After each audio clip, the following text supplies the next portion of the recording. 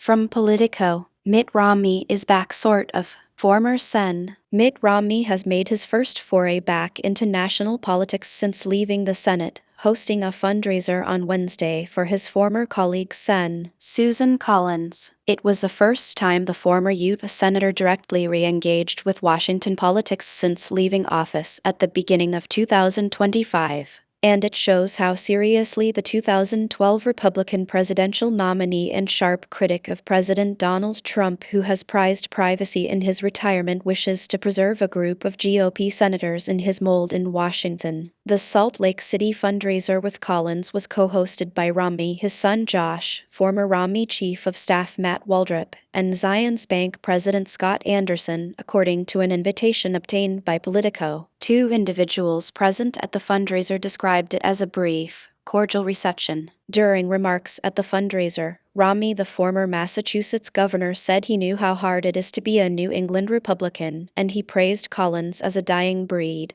According to one attendee granted anonymity to describe the private event, spokespeople for Collins and Romney did not respond to requests for comment. Romney and Collins are both old-line establishment Republicans with an independent streak, willing to buck party and Trump on occasion. They were members of a bipartisan group of senators during the Biden administration that worked on an infrastructure bill, a COVID-19 relief package, and gun safety legislation, among other things. Both were among the 7 Republican senators who voted to impeach the president after the Jan. 6, 2021 Capitol riot. It was obvious during their time together in Washington that they were some of the few doers in the Senate, and it makes sense to me that he would be willing to be there for her during her re-election, said the second person present at the fundraiser, granted anonymity to speak openly. But that group of doer senators is fading away. Among that so-called group of 10, half have retired or lost re-election. Romney, Sen. Rob Portman R. Ohio, Sen.